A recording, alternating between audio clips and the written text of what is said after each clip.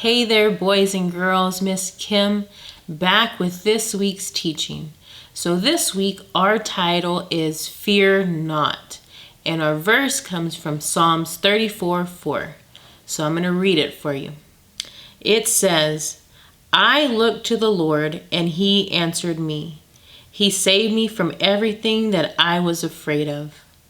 So here we have a story about David. And in his time where he was afraid, what did he do? The Bible tells us that when he felt that fear come in, that he ran to the Lord, he prayed, and in that moment, God came to him and he took those fears away from him.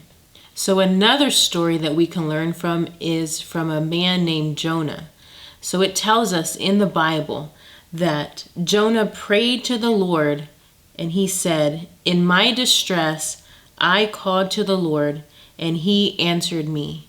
So while Jonah was inside the belly of this well, which was a scary place, he didn't know if he was going to live.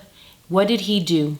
He called out to God and God saved him and he took that fear from him and he reminded Jonah that he was with him. Even in scary times, you need to remember that God is with you. All he wants us to do is to call to him, and just like our verse said, that he will deliver us from all of those things that make us afraid. So another story comes from 1 Samuel 17:45. So we see David when he was up against Goliath. It tells us that what David said to Goliath was, you come against me with sword and spear and javelin, but I come to you in the name of the Lord Almighty. And in that moment, God proved himself to David and he took that fear from him.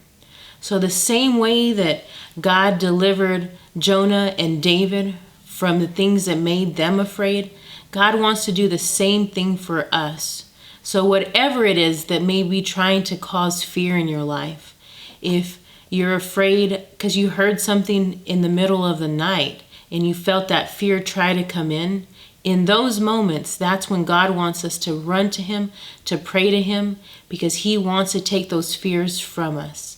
So remember, boys and girls, that God wants us to fear not, but to trust in him and run to him in those times that we feel afraid. So once again, boys and girls, fear not.